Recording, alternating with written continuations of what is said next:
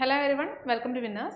നമ്മൾ ഇന്നത്തെ ക്ലാസ്സിൽ ഡിസ്കസ് ചെയ്യാൻ പോകുന്നത് PWD ഇറിഗേഷൻ ഗ്രേഡ് 2 എക്സാമിന് മുൻപ് നടന്ന ഒരു എക്സാമിന് ചോദിച്ചിട്ടുള്ള ക്വസ്റ്റ്യൻസ് ആയിരുന്നു. അതിലെ ആദ്യത്തെ രണ്ട് പാർട്ട് ഓൾറെഡി നമ്മൾ കഴിഞ്ഞതാണ്. സോ മൂന്നാമത്തെ പാർട്ടാണ് ഇന്നത്തെ വീഡിയോയിൽ നമ്മൾ ഡിസ്കസ് ചെയ്യാൻ പോകുന്നത്. സോ നമുക്ക് ഓരോ ക്വസ്റ്റ്യൻസ് ആയിട്ട് നോക്കാം.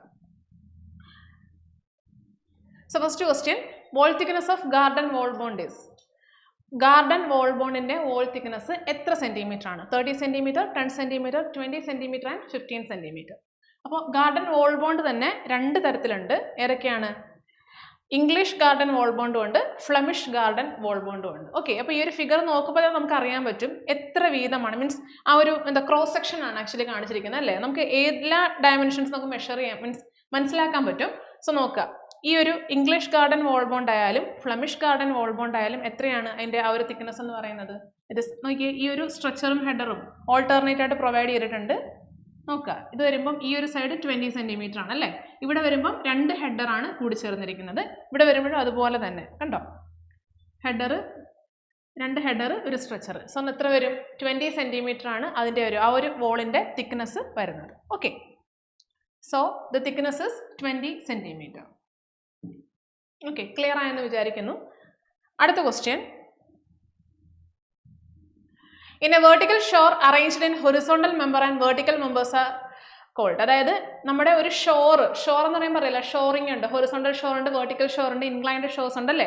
അതിൽ ഹൊറിസോണ്ടൽ മെമ്പറിനെയും വെർട്ടിക്കൽ മെമ്പറിനെയും വിളിക്കുന്ന പേരാണ് മെയിനായിട്ട് ചോദിച്ചിരിക്കുന്നത്. Options: needles and dead shores, dog and putlog, dead shores and needles, bracings and transforms. Okay, അപ്പം ഹൊറിസോണ്ടൽ മെമ്പർ, ഇപ്പം ഒരു ഷോറിംഗ് അറേഞ്ച്മെന്റിലെ ഹൊറിസോണ്ടൽ മെമ്പറും വെർട്ടിക്കൽ മെമ്പറും ഏതാണ്? നമുക്ക് നോക്കാം, ഒരു ഫിഗർ നോക്കാം. ഈ ഒരു ഫിഗർ ക്ലിയർ ആണെന്ന് വിചാരിക്കുന്നു.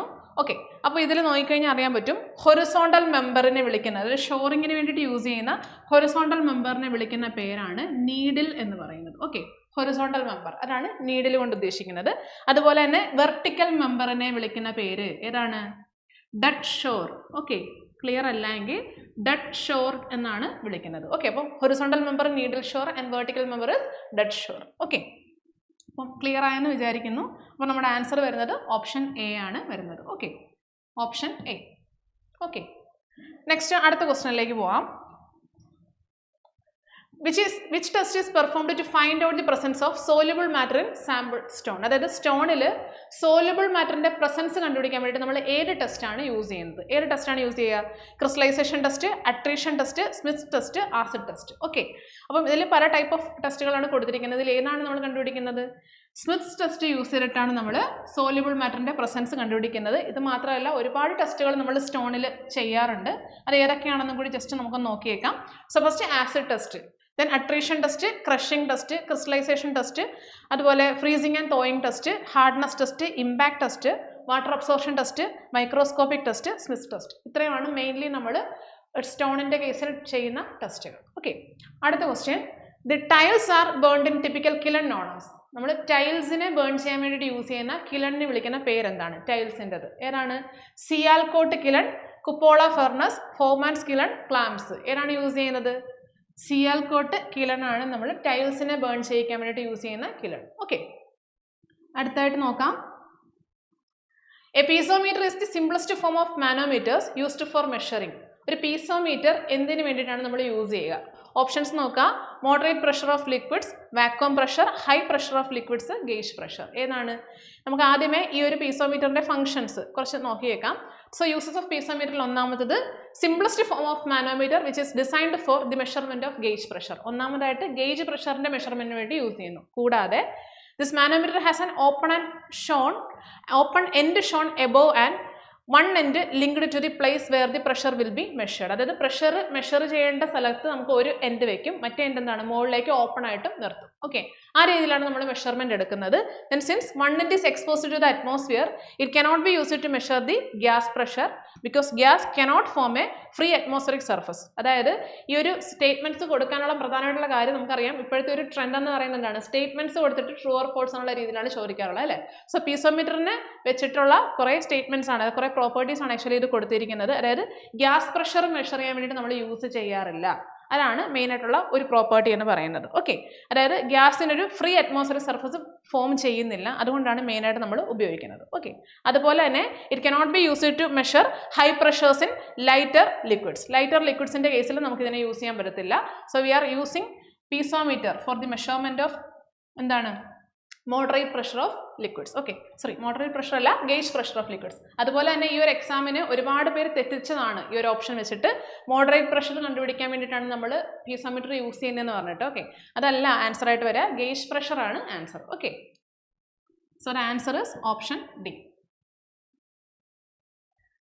Next question, the ratio of the inertia force to the surface tension force is called.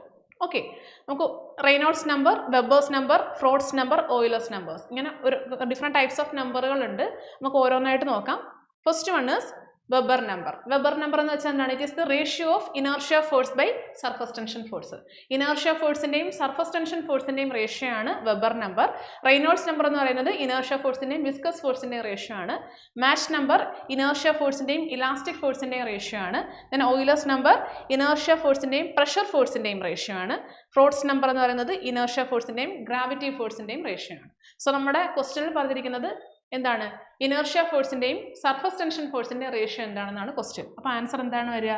Answer വരുന്നത് വെബർ നമ്പർ ആണ്. ഓക്കെ, അടുത്ത question, the concrete as per BIS 456 is designated in dash grades, namely M15, M20, etc. എത്ര ഗ്രേഡുകളിലാണ് as per IS 456 നമ്മൾ കോൺക്രീറ്റിൻ്റെ grades പറയാറുള്ളത്? എത്ര grades ആണ്? ശരിക്കും 7 ഗ്രേഡാണുള്ളത്. അത് ഏതൊക്കെയാണെന്നും കൂടി നോക്കാം. ഓക്കെ, ആൻസർ 7 ഗ്രേഡ്സ് ആണ്. സോ M10 മുതൽ M40 വരെയാണ് നമ്മൾ യൂഷ്വലി പറയാറുള്ളത്. ഇതിൽ M എന്ന് പറയുന്നത് എന്താണ്? മിക്സ് ആണ് റെപ്രസെൻറ്റ് ചെയ്യുന്നത്, അല്ലേ? മിക്സ് റെപ്രസെൻറ്റ് ചെയ്യുന്നു. ആ ഒരു സഫിക്സ് ആയിട്ട് കൊടുക്കുന്ന നമ്പർ എന്താണ്? ക്യാരക്ടറിസ്റ്റിക് കംപ്രസീവ് സ്ട്രെങ്ത് ഓഫ് കോൺക്രീറ്റിൻ്റെ 28 ഡേ ഓഫ് ക്യൂറിങ്, അല്ലേ? 28 ഡേയ്സ് ക്യൂറിങ്ങിന് ശേഷമുള്ള ക്യാരക്ടറിസ്റ്റിക് കംപ്രസീവ് സ്ട്രെങ്ത് ആണ് റെപ്രസെൻറ്റ് ചെയ്യുന്നത് ഇൻ Nm², അല്ലെങ്കിൽ മെഗാപാസ്കൽ. ഇതിൽ നിന്ന് ഒരുപാട് ക്വസ്റ്റ്യൻസ് വന്നിട്ടുള്ളതാണ് PSC എക്സാമിന്. അതായത് മെയിൻലി ഈ ഒരു നമ്പർ റെപ്രസെൻറ്റേഷൻ എന്താണ്, ദെൻ മിക്സ്, അതിനുശേഷം വന്നിരിക്കുന്നത് ഓരോ മിക്സിൻ്റെയും പ്രൊപ്പോർഷൻസ് ചോദിക്കാറുള്ളതാണ്. അതുപോലെ തന്നെ നമ്മൾ ഇതിന് വേണ്ടിയിട്ട് യൂസ് ചെയ്യുന്ന സ്റ്റാൻഡേർഡ് സൈസ്, ക്യൂബ് സൈസ് എത്രയാണ്? 15x15x15 സെൻറ്റിമീറ്റർ ആണ് യൂസ് ചെയ്യാറുള്ളത്. ഓക്കെ, ഇതൊക്കെയാണ് യൂഷ്വലി ചോദിക്കാറുള്ളത്. ഓക്കെ, പിന്നെ ഈ ഒരു കംപ്രസീവ് സ്ട്രെങ്ത് നമ്മൾ ഏത് യൂണിറ്റിലാണ് മെഷർ ചെയ്യുന്നത് അല്ലെങ്കിൽ റെപ്രസെൻറ്റ് ചെയ്യുന്നത്, അതും ചോദിച്ചിട്ടുണ്ട്. ഓക്കെ, അടുത്ത question, any structure constructed to regulate discharge full supply level or velocity in a canal is known as. ഒരു കനാലിലെ ഡിസ്ചാർജിനെ റെഗുലേറ്റ് ചെയ്യാനും അതുപോലെ ഫുൾ സപ്ലൈ ലെവലും വെലോസിറ്റിയും മെഷർ ചെയ്യാനും വേണ്ടിയിട്ട് ഉപയോഗിക്കുന്ന സ്ട്രക്ചർ ഏതാണ്? Regulation work, canal lining, canal design, cross drainage works. ഏതാണ് ഇതിൽ വരുന്നത്? റെഗുലേഷൻ വർക്കാണ്. റെഗുലേഷൻ വർക്ക്സ് എന്ന് വെച്ചാൽ any structure constructed to regulate discharge full supply level or velocity in a canal. അതിനെ വിളിക്കുന്ന പേരാണ് റെഗുലേഷൻ വർക്ക്. ആ റെഗുലേഷൻ വർക്കിന് പല പല പാർട്ടുകളുണ്ട്. അതാണ് cross regulator, distributed head regulator, then canal follow, canal escape എന്നൊക്കെ പറയുന്നത്. ഓക്കെ, അടുത്ത question, the total energy of a liquid particle in motion is equal to. Total energy, ഒരു ലിക്വിഡിൻ്റെ ടോട്ടൽ എനർജി തരുന്ന ഇക്വേഷൻ. എനർജി പല ടൈപ്പ് ഉണ്ട്. എന്തൊക്കെയാണ്? Pressure energy ഉണ്ട്, കൈനറ്റിക് എനർജി ഉണ്ട്, പൊട്ടൻഷ്യൽ എനർജി ഉണ്ട്. അതിൽ total energy of a liquid represent ചെയ്യുന്ന ഇക്വേഷൻ ഏതാണ്? Total energy is equal to, total energy E is equal to എന്ത് വരും? Pressure energy plus kinetic energy plus potential energy. എങ്ങനെയാണ് അത് റെപ്രസെൻറ്റ് ചെയ്യുന്നത്? P/ρg plus V²/2g plus Z, അല്ലേ? Z എന്ന് വെച്ചാൽ എന്താണ്? ഡേറ്റം. അതാണ് റെപ്രസെൻറ്റ് പൊട്ടൻഷ്യൽ എനർജി അല്ലെങ്കിൽ ഡേറ്റം എനർജി എന്നാണ് നമ്മൾ പറയാറുള്ളത്. സോ ഇതാണ് ഇക്വേഷൻ. സോ ഓപ്ഷൻ ബി ആണ് റൈറ്റ് ആയിട്ടുള്ള answer. Next question, the coefficient of discharge for an external mouthpiece. ഒരു എക്സ്റ്റേണൽ മൗത്ത് പീസിൻ്റെ കോഎഫിഷ്യന്റ് ഓഫ് ഡിസ്ചാർജ് ആണ് വേണ്ടത്. കോഎഫിഷ്യന്റ് ഓഫ് ഡിസ്ചാർജ് ഉണ്ട്, കോഎഫിഷ്യന്റ് ഓഫ് വെലോസിറ്റി ഉണ്ട്, അല്ലേ? കോഎഫിഷ്യന്റ് ഓഫ് കോൺട്രാക്ഷൻ ഉണ്ട്. അതുപോലെ എക്സ്റ്റേണൽ മൗത്ത് പീസ് പോലെ തന്നെ ഇന്റേണൽ മൗത്ത് പീസും ഉണ്ട്. സോ ഇതിൻ്റെ എല്ലാം ഡിഫറെൻറ്റ് കോഎഫിഷ്യന്റ് ഓഫ് ഡിസ്ചാർജ് അതുപോലെയുള്ള കോഎഫിഷ്യൻസ് നമുക്ക് നോക്കാം. ഫസ്റ്റ് ടൈപ്പ് ഓഫ് മൗത്ത് പീസിൽ ഒന്നാമത്തത് എക്സ്റ്റേണൽ മൗത്ത് പീസ് ആണ്.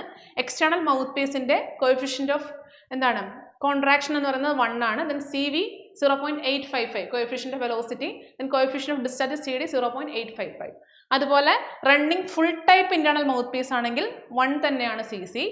അതുപോലെ CV 0.707 ആൻഡ് CD 0.707. അടുത്തത് running free type internal mouthpiece ആണെങ്കിൽ 0.5 ആണ് CC. Then 1 CV and 0.5 CD. ഇത് പഠിക്കാൻ വളരെ എളുപ്പമുള്ള വാല്യൂസ് ആണ്, എപ്പോഴും എക്സാമിന് ചോദിക്കാറുള്ളതുമാണ്. ഓക്കെ, അപ്പോൾ നിങ്ങൾക്ക് ഇത്രയും ക്വസ്റ്റ്യൻ ഡിസ്കഷൻ മീൻസ് ഈ ഒരു ടേബിളിൽ നിന്ന് നിങ്ങൾക്ക് മനസ്സിലായി കാണും എന്താണ് 0.855 ആണ് എക്സ്റ്റേണൽ മൗത്ത് പീസിൻ്റെ കോഎഫിഷ്യന്റ് ഓഫ് ഡിസ്ചാർജ് എന്ന് പറയുന്നത്. ഓക്കെ, ഈ ഒരു ഡിസ്കഷൻ എല്ലാവർക്കും യൂസ്ഫുൾ ആയെന്ന് വിചാരിക്കുന്നു. ഇതിന് മുൻപുള്ള 2 പാർട്ടുകളുടെ ലിങ്കുകൾ താഴെ കൊടുത്തിട്ടുണ്ട്, കാണാത്തവർ തീർച്ചയായിട്ടും കാണുക. Thank you.